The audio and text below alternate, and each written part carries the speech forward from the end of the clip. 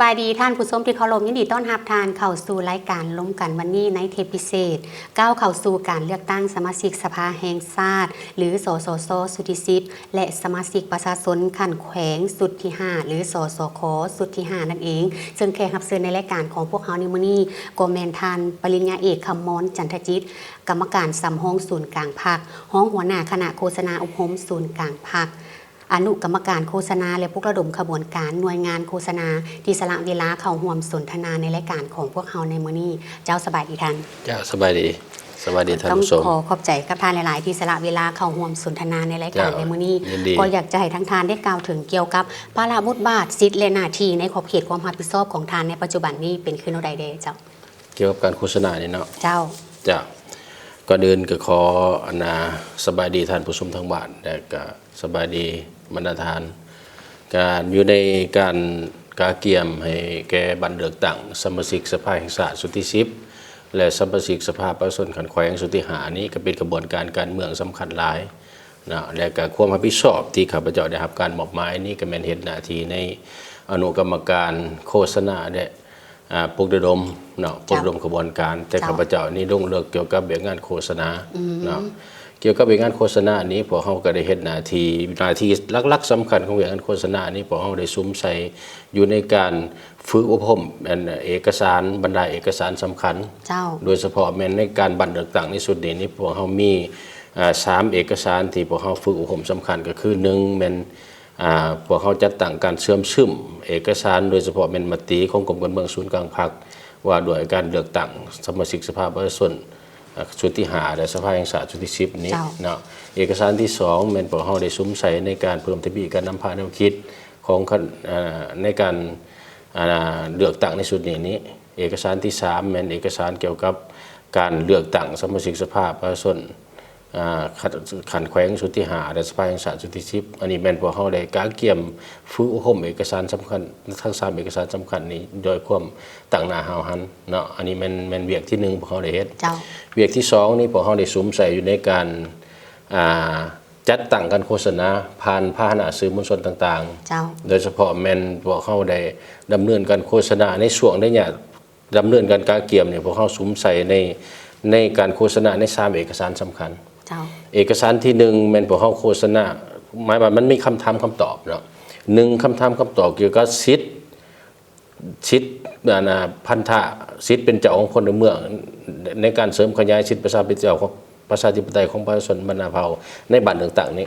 เนาะเหตุให้เขาขู่สิทธิ์ของตนเองเนาะอันที่2เป็นเขาสร้างความมาขู่คำถามคำตอบเกี่ยวกับสภาแห่งชาติและสภาประชาชนขันแขวงเอกสารที่3เป็นซุ้มใส่ในคำถามคำตอบเกี่ยวกับการเลือกตั้งสมาชิกสภาแห่งชาติและสมาชิกสภาประชาชนขันแขวงเนาะ3เอกสารสำคัญนี้ส่วนในเหนือในการโฆษณาในนับแต่แถลงการมานี่นะจนหอดวันที่5บางกีนี่แม่นพวกเขาซุ้มใส่โฆษณา3คำถามคำตอบหรือปิ้นอ้อมบรรดาสื่อมวลชนแม่นซุ้มใส่เอกสารสำคัญ3อย่างนี้เนาะแต่นอกจากนั้นในหน้าที่ของการโฆษณานี่พวกเขาได้ลงติดตามการเคลื่อนไหวของอนุกรรมการต่างๆเพื่อเก็บกำเอาเอกสารมาออกข่าวเนาะเดี๋ยวในอันที่4เวียกอันที่4เวียกการโฆษณาพวกเขาได้ซุ้มใส่ในการลงชุกยุ่ขบวนการต่างๆอยู่ในองค์การจัดตั้งภาครัฐอยู่ในองค์การจัดตั้งมหาชนองค์การจัดตั้งทางสังคมเพื่ออย่างอันนี้เป็นเพื่อปลุกระดม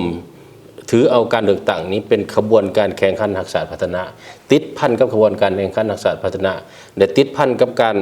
วันสำคัญของพรรคของศาสตร์ตัวอย่างวันศาสตร์ที่2 ธันวาคมเมื่อกี้นี้ก็ว่าเขาก็ดำเนินไปพร้อมๆกันเนาะในกับวันสำคัญเมื่อกี้นี้ก็มีหลายวันสำคัญ3วันประวัติศาสตร์เนาะแล้วก็50 ปีวันต่างๆว่าเขาก็ดำเนินไปในขบวนการเดียวกันจะสั่นชุกยุ่ขบวนการจนเลือกตั้งนี่สมทบติดพันกับขบวนการทักษะแข่งขันทักษะพัฒนาไปเลยเนาะในอีกเวลาหนึ่งพวกเขาในบัตรการเลือกตั้งนี้พวกเขาซุ้มใส่อยู่ในการติดตามเนี่ยเก็บกำหางเสียงสังคมเนี่ยเนาะทั้งเก็บกำทั้งติดตามทั้งตอบโต้บรรดาหางเสียงต่างๆเนาะต่อที่คัดกับแนวทางแผนนโยบายของพรรคของเขาก็หรือว่าคัดกับกฎหมายว่าโดยการเลือกตั้งต่างๆนี่พวกเขาก็พยายามนำใส่ การโฆษณานำใส่สื่อมวลชนต่างๆนี้เป็นการตอบโต้เนาะแล้วก็บางเวียกอีกพอเฮาก็ได้ลงติดตาม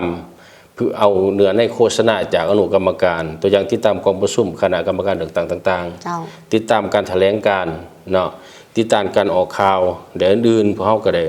ลงลึกในการติดตามดังกล่าวนี้พร้อมทั้งขึ้นแผนงบประมาณได้เฮ็ดบทสรุปรายงานให้แก่หน่วยงานหน่วยงานโฆษณาได้กระบวนการเนาะอันนี้เป็นหน้าที่หลักๆที่พวกเขาได้สุมใส่อยู่ในบัตรการเลือกตั้งในสุดนี้นี่ก็ที่ว่าได้ดำเนินไปอย่างคืดๆในเอาการเอางานเจ้าก็เป็นที่น่าสนใจดังที่ท่านได้กล่าวมาถือว่าเป็นเรียกงานเกี่ยวกับการโฆษณาในอนุกรรมการโฆษณาและกับปลุกระดมกระบวนการเนาะที่ท่านได้กล่าวมาหันเฉพาะในที่ผ่านมาเห็นว่าเฉพาะในการติดตามในระยะผ่านมาหลังจากเขามีการติดตามมีการเก็บกำแล้วถือว่าที่ผ่านมาเขาได้มีการตอบโต้หางเสียงที่มันเกิดขึ้นในแบบใดดันลักษณะใดการตอบโต้หางเสียงที่เกิดขึ้นนี้แน่นอนว่าก็ตัวอย่างว่าบรรดาได้นี่พวกเขามีหลายสื่ออิเล็กทรอนิกส์เนาะบรรดาสื่อสังคมออนไลน์มันก็มาจากหลายรูปแบบมีบางสื่อที่พวกเขาก็บ่ได้คุ้มครองมันเนาะก็มันออกมาหลายรูปแบบตัวอย่างว่าการเลือกตั้งพวกเขานี่บ่มีประชาธิปไตยอันนี้พวกเขาก็พบเห็นอยู่ในบรรดาสื่อต่างๆพวกเขาเอามาตบโต้กันแม่นพวกเขานำใส่กฎหมายแหละกฎหมายบ่ด้วยการเลือกตั้งเนี่ยกฎหมายบ่ด้วยสภานี่แหละกฎหมายบ่ด้วยผมมีการเป็นบอลเลือกตั้งทั้งเบิดนี่นะในคำถามคำตอบนี่ใน3เอกสารสำคัญนี่ตัวนี้มันให้คำตอบละเอียดถ้าว่าผู้ใดสนใจไปอ่านละเอียดนี่ถือว่าให้คำตอบอยู่ในหันเบิดแล้วเนาะวิธีของพวกเขานี่ก็แม่นนำใส่สื่อนี่อาจจะแม่นหนังสือพิมพ์เนาะอาจจะแม่นวิทยุอาจจะแม่นโทรทัศน์หรือว่าสื่อสิ่งพิมพ์ต่างๆนี่ตอบโต้บรรดาเดือนในขอความสำคัญโดยอิงใส่กฎหมายเป็นหลักใส่กฎหมายเป็นหลักอันก็ถือว่าก็ได้สร้างความเชื่อมั่นได้ให้แก่ประชาชนแล้วก็สร้างความสงบได้ในการเลือกตั้งในส่วนนี้เจ้าและตามทัศนะส่วนตัวของท่านคิดว่าหลังจากที่เราปฏิบัติงานเรียกงานได้ผ่านมาเกี่ยวกับหน่วยงานโฆษณาของพวกเราเห็นว่าความเข้าใจและความรับรู้ของประชาชนลาวบรรดาเผ่าของพวกเราต่อกับการเลือกตั้งนี่ท่านคิดว่าเป็นแนวใดในปัจจุบันความเข้าใจของประชาชนนี้ก็ถือว่าเฮามาตีราคาเนี่ยมันก็ดีขึ้นกว่าเมื่อก่อนเนาะดีขึ้นกว่าเมื่อก่อนเหตุผลของการดีขึ้นนี่ก็เนื่องจากว่าพวกเฮานี่มีหลายสื่อเนาะแล้วก็ประชาชนพวกเฮานี่เข้าถึงสื่ออิเล็กทรอนิกส์นี่ก็หลายเนาะแต่ละมื้อนี่ประชาชนสามารถเห็นผ่านหน้าจอของคอมพิวเตอร์หน้าจอของโทรศัพท์มือถือเนาะหรือว่าผ่านหน้าหนังสือพิมพ์ผ่านการโปสเตอร์ผ่านป้ายคำขวัญอีสังต่างๆที่เขาเดินตามถนนหนทางนี่พวกเฮาก็ได้ติดป้ายอีสังต่างๆก็ถือว่าก็เป็นขบวนการเนาะเป็นขบวนการคือเด็กประชาชนนี่ก็เขาเอ่นว่าในปัจจุบันนี่นะประชาชนมีสติสูงขึ้นแต่สมเด็จเมื่อก่อน1สติกฎหมาย2มาสติความเป็นเจ้าการบ่เขาก็บริถือว่าการไปเลือกตั้งสมาชิกสภาแห่งชาติก็คือสภาผู้แทนการแขวงนี่เป็นการปฏิบัติพันธะบ่แม่นเดี๋ยวนี้ประชาชนบ่แม่นการไปปฏิบัติสิทธิ์เป็นเจ้าของตัวเองเพื่อจะเลือกได้ตัวแทนของตัวเองมานั่งอยู่ในสภาเพื่อปฏิบัติข้อมุ่งมั่นปรารถนาของประชาชนอันนี้ก็ถือว่าตีราคาได้ถือว่าก็ดีขึ้นหลายเนาะดีขึ้นหลายความมาพูดของประชาชนนะครับการยกระดับขึ้นเจ้าและอีกทัศนะหนึ่งตามทัศนะส่วนตัวของท่านคิดว่ามาฮอดปัจจุบันนี้หลังจากที่ได้รับมอบหมายหน้าที่จนมาฮอดปัจจุบันนี้ในการจัดตั้งปฏิบัติเวียงงานเห็นว่ามีความคืบหน้าหลายสำใดเจ้าเวียงงานโฆษณาเนี่ยเพราะมีความคืบหน้าหลายเนาะแต่มีความคืบหน้าในที่นี้เพราะเขาก็ยืนยันว่าอันที่หนึ่งนี่เพราะเขาเวลาเพราะเขาโฆษณาทำอิฐนี่เพราะเขาอิงใส่คำถามคำตอบเป็นเอกสารหลักสำคัญส่งให้บรรดาสื่อต่างๆสื่อก็เป็นยูนอนในความรับผิดชอบในการสีน้ำของพวกเขานี่แหละเนาะเขาออกสื่อจังแต่ขั้นตอนในการออกสื่อต่างๆตามคำถามคำตอบนี่ตัวอย่างว่า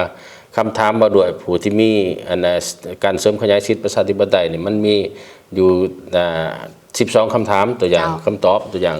เนาะบาด้วยเลือกตั้งมี10คำถามเรือบาด้วยผู้มีสิทธิ์เลือกตั้งนี่มันมีอยู่17คำถามทั้งเบิดนี่นะเพราะว่าเขาได้ให้นักข่าวบอกเขาไปดงสำเร็จตามแผนพอแผนถ้าว่างไว้แต่นี่ฮะวันที่5เนาะที่ว่าได้สำเร็จแล้วและอันที่2ว่านี้พอเฮาได้ควบคุมหน้าสำเร็จอันที่2นี่พอเฮาก็ได้ได้เฮ็ดสำเร็จในการสัมผัสการนำกันสูงสำคัญโดยเฉพาะหน่วยงานโฆษณาอาคมนี่พอเฮาก็สัมผัสสำเร็จไปแล้วเนาะแต่ก็พวกเฮาได้สัมผัสการนำกันสูงตัวอย่างประธานสภาแห่งชาตินี่พวกเฮาก็สัมผัสเนาะแล้วก็พ ผู้ที่การนำกันชุมที่ลงสมัครรับเลือกตั้งในส่วนนี้พวกเขาก็สัมผัสไปแล้วเนาะแล้วก็มันมีเวทีเสวนาต่างๆบวกกับหันนี้พอเขาก็ได้เฮ็ดโฆษณาหลายรูปหลายสีกว่าเก่าหรืออย่างสปอร์ตโฆษณานี่โดยเฉพาะโทรโคงนี่ตัวนี้นี่คักหลายเนาะก็พวกเขาได้เฮ็ดได้ดีการตามการติดตามข่าวทั้งวิทยุกระจายเสียงตามการฟังตอนเช้าหรือว่าตอนแรกอยู่ในหมู่บ้านต่างๆนี่เห็นได้ว่ามีการโฆษณาพร้อมทั้งบทเพลงนำพร้อมทั้งสปอร์ตโฆษณานำและมีหลายรูปหลายสีและอาทิเด่นได้นี่ที่พวกเฮาสำเร็จเนี่ยพวกเฮาก็ได้ประสานกับบรรดาเครือข่ายโทรคมต่างๆเนาะโดยส่ง SMS ที่มีข้อความมาจงพร้อมกันไปปน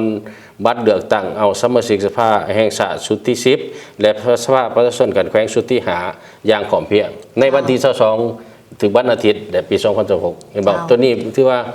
พวกเขาได้กำหนดแจ้งนะฮะแล้วก็สิมีผลสำเร็จอันนี้แม่นพวกเขาโฆษณาหลายรูปหลายสีอีดีเนาะก็ทุกสื่อมวลชนที่เฮามีเนี่ยถือว่าพวกเขาก็ได้โฆษณาไปเบิดแล้วก็อันที่พวกเขาโฆษณาที่มันได้มากได้ผลหลายก็แม่นว่าได้ลงในอิเล็กทรอนิกส์นี่หลายขึ้นกว่าเก่านอกจากสื่อหลักเนี่ยพวกเขายังมีสื่อขององค์การต่างๆตัวอย่างคือโฆษณาก็มีสื่อเฉพาะของศูนย์ข้อมูลตัวอย่างคือในนี้นะเขาก็มีโฆษณาจังซั่นถือว่าการโฆษณาส่วนนี้มันกว้างขวางหลายเนาะก็ที่ว่ามีความคืบหน้าหลายแล้วเจ้าก็ถือว่าเป็นความคืบหน้า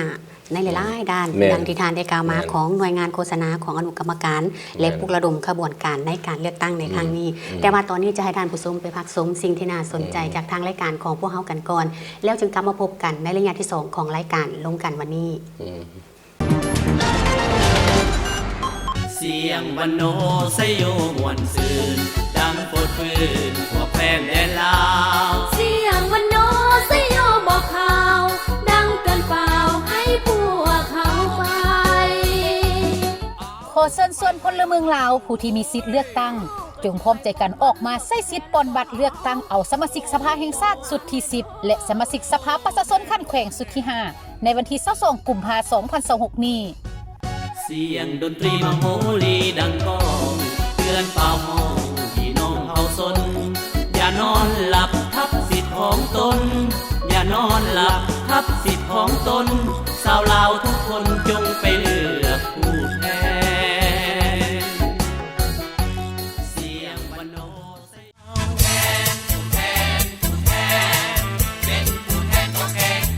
แน่นหนาเสริมสวนชาวลาวทั่วหน้าเสริมสวนชาวลาวทั่วหน้าลูกป่าเอามาเลือกผู้แทนการเลือกตั้งสมาชิกสภาแห่งชาติและสมาชิกสภาประชาชนขั้นแขวงแม่นขบวนการปฏิบัติหน้าที่การเมืองและสิทธิประชาธิปไตยของพลเมืองลาวในการเลือกตั้งเอาบุคคลที่มีมาตรฐานเงื่อนไขครบถ้วนเข้าในสภาแห่งชาติและสภาประชาชนขั้นแขวงเพื่อเป็นตัวแทนแห่งสิทธิอำนาจของประชาชนลาวบรรดาเผ่า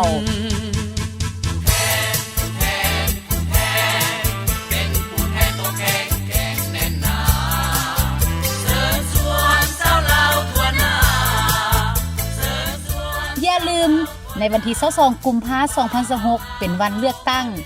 เชิญชวนประชาชนลาวบรรดาเผ่าผู้มีสิทธิ์เลือกตั้งอายุแต่18ปีขึ้นไปจงไปใช้สิทธิ์ของตนเลือกเอาผู้แทนของประชาชน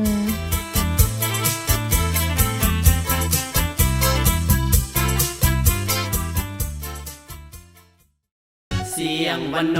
ไซโยมวนซืนดังโปรดฟื้นพวกแฟนแดนลาวเสียงวันโนไซโยบอกข่าวดังเตือนเปล่าให้พวกเขาไปขอเชิญชวนพลเมืองลาวผู้ที่มีสิทธิ์เลือกตั้ง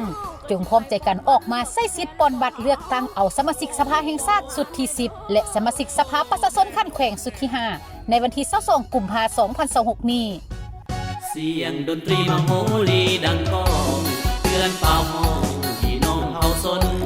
อย่านอนหลับทับสิทธิ์ของตนอย่านอนหลับทับสิทธิ์ของตนชาวลาวทุกคนจงไปเลือกผู้แทนเสียงวันโนไซโยผู้แทนเป็นผู้แทนก็แข็งแน่นหนาเสริ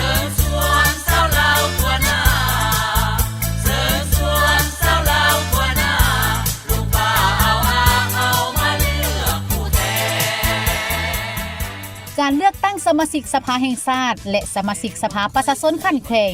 แม่นขบวนการปฏิบัติหน้าที่การเมืองและสิทธิประชาธิปไตยของพลเมืองลาวในการเลือกตั้งเอาบุคคลที่มีมาตรฐานเงื่อนไขครบถ้วนเข้าในสภาแห่งชาติและสภาประชาชนขั้นแข็งเพื่อเป็นตัวแทนแห่งสิทธิอำนาจของประชาชนลาวบรรดาเผ่า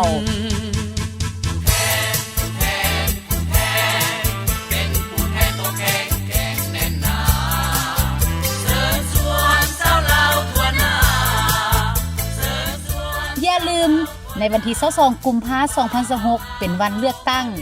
เชิญชวนประชาชนลาวบรรดาเผ่าผู้มีสิทธิ์เลือกตั้งอายุแต่18ปีขึ้นไป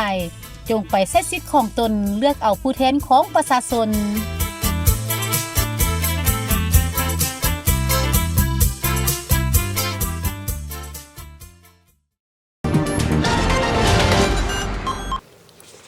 เจ้าท่านผู้ชมที่เคารพก็กลับเข้ามาสู่รายงานที่2ของรายการล้มกันวันนี้ซึ่งรายงานทำอิฐพวกเฮาก็เดี๋ยวฮู้กันไปเกี่ยวกับภาระบทบาทสิทธิและหน้าที่โดยรวมและการจัดตั้งปฏิบัติเวียกงานในระยะผ่านมาของหน่วยงานโฆษณาของอนุกรรมการโฆษณาและผู้ขดมกระบวนการในการเลือกตั้งกันไปแล้วส่วนก้าวเข้ามาสู่รายงานที่2ก็จะมาสืบต่อเฮียนถามทางทานเกี่ยวกับการจัดตั้งปฏิบัติหน้าที่เวียกงานที่ผ่านมาเกี่ยวกับหน่วยงานโฆษณาของทานเห็นว่ามีทั้งข้อสะดวกและข้อยุ่งยากโดยรวมคือเท่าใดเด้เจ้าจะสำหรับผ่านมานี่พวกเฮาก็ในการเฮ็ดเวียกงานตัวจริงในการเฮ็ดเวียกโฆษณารับใส่บัตรการเลือกตั้งสมาชิกสภาแห่งชาติสุดที่10และประชาสภาประชาชนขัดแย้งสุดที่5นี่พวกเฮาก็ได้มีทั้งข้อสะดวกทั้งข้อยุ่งยากเจ้าข้อสะดวกอันที่1นี้พวกเฮาได้มีการสีน้ำเต็มหัวทีเจ้าและพวกเฮามีมติของกรมการเมืองศูนย์กลางภาคสีน้ำเนาะพวกก็ได้จัดตั้งพันขยายทิศสีน้ำดังกล่าวไปตามพันอันที่2ว่านี้พวกเฮาก็มีคณะกรรมการเลือกตั้งระดับชาติเนาะให้การสีน้ำพวกเฮาในการบัตรสำหรับการบัตรต่างๆในสุดนี้อันที่3มาพวกเฮาได้มีหัวหน้าหน่วยงานโฆษณาผู้ดำรงขบวนการได้จัดตั้งการกองประชุมแบ่งความรับผิดชอบกันละเอียดเนาะก็ที่ว่าเฮ็ดให้กระบวนการโฆษณาได้รับมากผลได้ไปตามแผนที่กำหนดไว้และอันที่พิเศษที่สุดอันที่เด่นที่สุดแม่นการร่วมแห้งร่วมใจการต่อร่วมความสามัคคีของบรรดาสื่อมวลชนต่างๆทุกสำนักเนาะก็ถือว่าได้เป็นจิตหนึ่งใจเดียวกันได้กระพร้อมกันออกข่าวบทความบทนำโฆษณาต่างๆจนเฮ็ดให้การเลือกตั้งชุดนี้บัตรการเลือกตั้งชุดนี้ถือว่ามันก็ได้เฮ็ดอย่างเต็มส่วนเนาะได้เฮ็ดมุดเกือบบ่มุดความสามารถของไผมันแต่ในนั้นมีการโฆษณากันยังมีลักษณะพิเศษของเขาเจ้าอีกอันนี้แสดงถึงข้อสะดวกที่พวกเขาได้บนจิตใจความสามัคคีกันบนจิตใจการสีน้ำของพรรคก็คือการสีน้ำของคณะกรรมการเลือกตั้งเนี่ยพวกเขาก็ปฏิบัติตามแผนการที่กำหนดไว้อันนั้นเป็นข้อที่พวกเขามีความสะดวกสำหรับข้อยุ่งยากนี้พวกเขาก็มีจำนวนหนึ่งเนาะข้อยุ่งยากในส่วนนี้พวกเขาดำเนินการโฆษณานี่ค่อนข้างช้าเจ้าเหตุผล3มีทั้งพวกเฮาการดังชุมใส่การโฆษณาสำเร็จกองประชุมใหญ่ครั้งที่12ของพรรคเจ้าด้วยเหตุนั้นบั้นการเลือกตั้งนี่มันติดๆกันก็ได้เฮ็ดให้ช้าไปหน่อยนึงเนาะหลังจากนั้นนี้พวกเฮาจึงได้มาดำเนินการชุมใส่เต่าโคมบรรดาสื่อต่างๆเพื่อดำเนินการเวียกงานโฆษณานี้จังซั่นมันจึงช้าได้อีกอันนึงแม่นพวกเฮาสุดนี้รายชื่อสำหรับผู้รับลงสมัครเลือกตั้งนี่ออกช้าหลายถ้าสมเทียบสิกฎหมายก็ถือว่าพอเขาเฮ็ดสะเนาะเพราะกฎหมายมันต้องรายชื่อต้องออกมาก่อน45วันแต่พอเขารายชื่อผู้ลงสมัครออกมาแม่นเดือนแต่20ปลายกว่าวัน28 29วันเนาะอันนี้ก็ถือว่าสะในที่นี้มันจึงผลกระทบถึงการโฆษณาการออกข่าวนี่มันก็สะไปเนาะบวกกับภายหลังที่แถลงแล้วแถลงออกจากแถลงผู้นะครับลงสมัครรับเลือกตั้งได้เบิดแล้วนี่นะพวกเขายังสาอยู่นำการล่อถาโปสเตอร์เกี่ยวกับการพิมพ์ประวัติของแต่ละทานเนาะอันนี้พวกเขาผมอยากจะเฮ็ดให้มันสาลงอีกในการโฆษณาเนาะได้อีกอันนึงอีกสิ่งยุ่งยากในที่นี้พวกเขาก็เวลาข่าวที่ออกมานี่นะจะเป็นประวัติจะเป็นโปสเตอร์ของแต่ละผู้ลงสมัครรับเลือกตั้งนี่นะมันบ่เอกภาพกันบ่ได้ผ่านประตูเดียว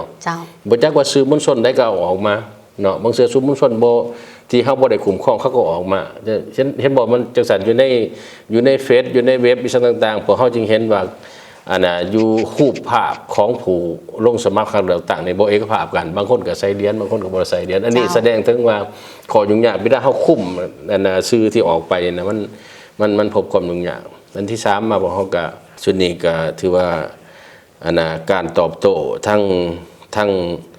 เกี่ยวกับการใช้หายปลายสีเนาะของกำลังที่บ่ดีนั่นแหละ เจ้า ต่อแนวทางต่อการเลือกตั้งของพวกเขาในสุดนี้ก็พวกเขาก็ตอบโต้บ่จากทันเวลาปานใด เจ้า เนาะบ่จากทันเวลาปานใดเนื่องจากว่ามีหลายอันเฮาก็อิงใส่บางเทื่อพวกเขาก็เฮ็ดลักษณะแบบริมนอนพวกเขาอิงใส่กฎหมายเป็นคำตอบให้เลยตัวอย่างในนั้นน่ะพวกเขาจะบ่ได้ออกมาตอบโต้โดยกงโดยน้ำใสสื่อมวลชนบางเทื่อพวกเขาก็เอาบทเขียนบทความตอบโต้มันก็เฮ็ดให้มันบ่ไหวปานใดเนาะและอีกอันหนึ่งก็ด่านงบประมาณพวกเขาถึงว่าชื่อมวลชนพวกเขาก็ดำเนินกันโฆษณาอย่างเอาจริงเอาจังแต่งบประมาณพวกเขาได้สาหลายอันนี้มันก็ส่งผลกระทบให้แก่บรรดาสื่อต่างๆอย่าเคลื่อนไหวอันที่ได้รับใช้ที่ต้องการงบประมาณนี่ตัวนี้มันก็พบความอย่างนึงเนาะอันนี้ก็อยากยกให้เห็นคือนั่นทั้งขอสะดวกทั้งขอยุ่งยากในการโฆษณาในสุดนี้เจ้าก็ถือว่าเป็นทั้งขอสะดวกและขอยุ่งยากในหลายๆด้านดังที่ท่านได้กล่าวมาต่อกับหน่วยงานโฆษณาของอนุกรรมการโฆษณาและปลุกระดมกระบวนการในการเลือกตั้งในครั้งนี้วันที่9เข้ามาสู่เกี่ยวกับเวียกงานที่ท่านรับผิดชอบอยู่โดยตรงเกี่ยวกับการห่างหากเกียมหรือว่าการสร้างกระบวนการเพื่อต้อนรับในบ้านเลือกตั้งนี้เฮาได้มีการสร้างกระบวนการทางด้านใดๆเจ้าขบวนการเกี่ยวกับบัตรการเลือกตั้งนี้พวกเฮาก็ได้เฮ็ดโดยเฉพาะคณะโฆษณามึงก็ผมเมื่อกี้นี้ก็แม่นโฆษณาเผยแพร่เอกสารสำคัญของพรรคของศาสตร์นี่แหละเนาะแล้วก็พวกเฮาดำเนินการสัมมนาวิทยาศาสตร์รับใส่การเลือกตั้งในตัวนี้โดยเฉพาะมันเบียกงานโฆษณาอยากสร้างการหันเปลี่ยนไปสู่คุณภาพใหม่ก็ตัวนี้ก็เป็นเนื้อในหนึ่งเพื่อรับใส่การเลือกตั้งเนาะเดี๋ยวพอเฮาก็ได้สุมใส่อยู่ในการกาเกียมให้แก่การปรับปรุงจัดกองประชุมเบียงานสื่อมวลชนทั่วประเทศซึ่งเป็นขังทำอิฐที่คณะโฆษณาพวกเขาจะจัดตั้งขึ้นเนาะได้นี่กำลังกาเกี่ยมเนื้อในปัจจัยต่างๆเพื่อสุมใส่ทั้งเป็นการสร้างขบวนการให้แก่การเลือกตั้งทั้งเป็นการติดพันกับการขบวนการแข่งขันทักษะพัฒนาไปพร้อมกันเลยติดพันกับการเสริมขยายมติกองประชุมใหญ่พันขยายมติกองประชุมใหญ่ครั้งที่12เนาะแล้วก็ติดพันกับหน้าที่การเมืองของคณะโฆษณาของผมบวกกับติดพันกับหน้าที่การเมืองของสภาทฤษฎีส่วนกลางนะอันนี้มันพวกเขาได้เฮ็ดหลายกิจกรรมอยู่นอกจากนั้นพวกเขาก็มีกิจกรรมกีฬากายกรรมกิจกรรมในการโฆษณาเผยแพร่เอกสารสำคัญของพรรคโดยเฉพาะเอกสารสำคัญของสภาทฤษฎีพวกเขาได้ออกมานี่นะเนาะได้ค้นคว้าก็เป็นเอกสารหมากผลของเอกสารของศูนย์กลางพรรคซึ่งสภาทฤษฎีเป็นใจกลางในการค้นคว้าได้จัดพิมพ์ออกมาเพื่อนำเผยแพร่บางกีนี่ก็ได้เอาเอกสารต่างๆไปเผยแพร่ในบรรดาแขวงจำนวนหนึ่งอันนี้ก็เป็นขบวนการสำคัญรับใส่การเลือกตั้งแล้วก็ทั้งเบิดนี่ก็แม่นพวกเขาเลยเฮ็ดแต่ละมื้อนี่นะก็บรรดาสื่อต่างๆมันอยู่ในคณะโฆษณาของพวกเขาจะสั่นการสร้างขบวนการของแต่ละหน่วยงานนี่ก็เป็นหนึ่งในเนื้อในสำคัญรับใส่แก่การเลือกตั้งอันนี้ก็ได้เฮ็ดในสร้างกระบวนการเจ้าก็ถือว่าเป็นการสร้างกระบวนการหลายด้านเลยเนาะเพื่อเป็นการต้อนรับหรือว่ารับไส้เกี่ยวกับบัตรเลือกตั้งที่จะมาถึงนี้และสำหรับทัศนะส่วนตัวของท่านคิดว่าในรายงานที่ว่ากองประชุมพรรคครั้งที่12ของพรรคประชาชนปฏิบัติลาวของพวกเฮาหาก็ผ่านไปนี่ท่านคิดว่าจะนำเอาเนื้อในจิตใจของมติครั้งที่12ของพรรคนี้เข้าสู่เวียกงานตัวจริงหรือว่าพันขยายเข้าสู่เวียกงานตัวจริงขึ้นได้เจ้าอันนี้เป็นคำถามดีได้นะเพราะว่าในกองประชุมใหญ่ครั้งที่2ของพรรคนี่คณะโฆษณาผมก็คือสภาทฤษฎีเป็นอาจจะว่าเป็นใจกลางในเอกสารสำคัญกองประชุมใหญ่ครั้งที่12พวกเขาก็อยู่ในอนุกรรมการเนื้อในของกองประชุมครั้งที่12ภายหลังกองประชุมครั้งที่12สำเร็จนี้พวกเขาก็ได้นี่ปัจจุบันนี่พวกเขาพระเจ้าก็นั่งเฮ็ดบทคำแนะนำมาโดยการพันขยายและจัดตั้งปฏิบัติมติกองประชุมใหญ่ครั้งที่12ของพรรคบนพร้อมกับมติกองประชุมใหญ่ครั้งที่12ของพรรคนี้ชุดนี้พวกเขามีจุดเด่นอยู่บนว่าพวกเขามีโครงการการเมืองฉบับที่3โครงการการเมืองฉบับที่3กับแม่นนอกในข้อวิสอบของคณะโฆษณาผมก็คือสภาทฤษฎีศูนย์กลางพรรคพวกเขาก็กำลังดำเนินเหตุบทแนะนำออกไปเกี่ยวกับการจัดตั้งเสริมซึมโครงการการเมืองฉบับที่3จะเสนอในจิตใจทั้งเบิดตัวอย่างมติกองประชุมใหญ่ครั้งที่12ของพรรคนี่พวกเขาจะได้ซุ้มใส่พันขยายใน11เนื้อในสำคัญ และพอเขาจะชุมใส่ในการสุกยู่และพันขยายกับ11เนื้อในสำคัญอยู่ในโครงการกันเมืองอีกเนาะจังซั่นเนื้อในสำคัญต่างๆนี้แม่นมีลักษณะความร่วมหอบด่านแต่ก็มีลักษณะหันเปลี่ยนใหม่อยู่ในบางจุดสำคัญที่ว่าพอเขาสินำเอาเนื้อในจิตใจตัวนี้ไปประจักษ์พันขยายตัวอย่างว่าหน้าที่เฉพาะหน้าคือพอเขากำหนดไว้มันยังสืบต่อ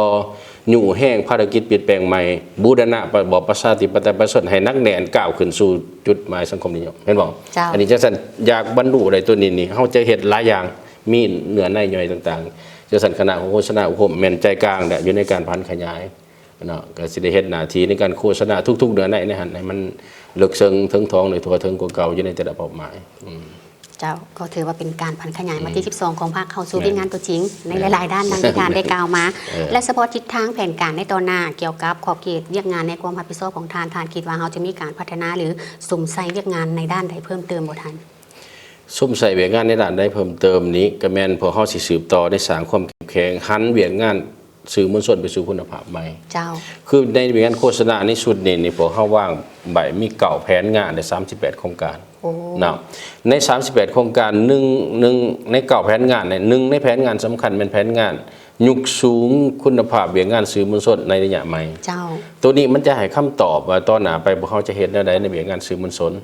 เนาะซึ่งเป็นกระบอกเสียงสำคัญในแก่พรรคนี่ซึ่งเป็นกระบอกเสียงสำคัญในแก่ประเทศชาติเดี๋ยวพวกเขา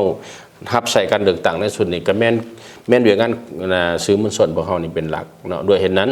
ในตอนหน้าไปนี่นอกจากเวียกงานโฆษณาแล้วเวียกงานอบรมแล้วเวียกงานคนขวดทฤษฎีพฤติกรรมแล้วพวกเขายังมีเวียกงานสื่อมวลชนนี่เป็นเวียกงานสำคัญที่พวกเขาจะได้สุมใส่ในการยกระดับ